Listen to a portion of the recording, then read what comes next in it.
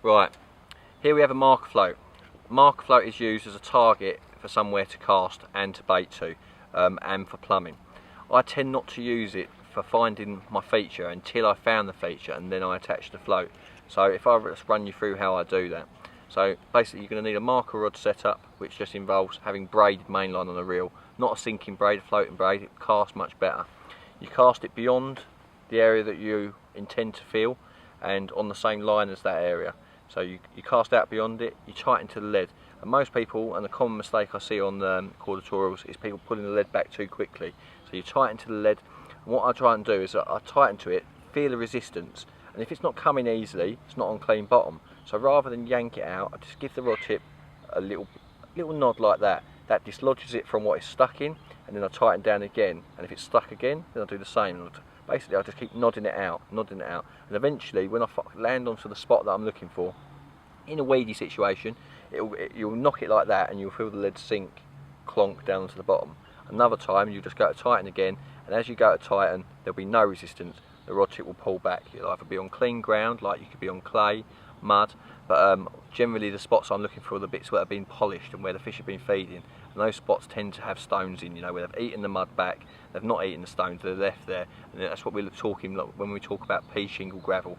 And when you flick out of any debris, you land onto a nice spot, and it'll just go, just purrs backwards.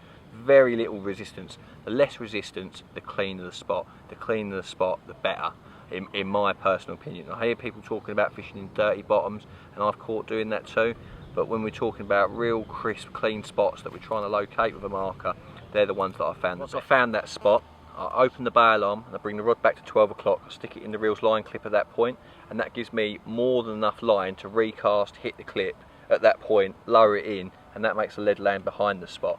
I can then tighten to the lead, pluck it, pull it back, find the spot again, work out how far I need to shorten that clip by. I then take that extra line in, put it behind the clip, cast that again until when I feel it down, it lands onto the spot immediately, so that when I tighten to it, I'm straight on it. So I haven't had to unpluck it, it's straight on it. At that point, I wind it in, I attach the float, I cast back out, feel it down onto the spot, pop it up onto the surface. It's then a target to bait to, and if I want to bait to it, I can. At that point, you could cast next to the float if you wanted to. My personal preference would be to bait to the float, wind it in.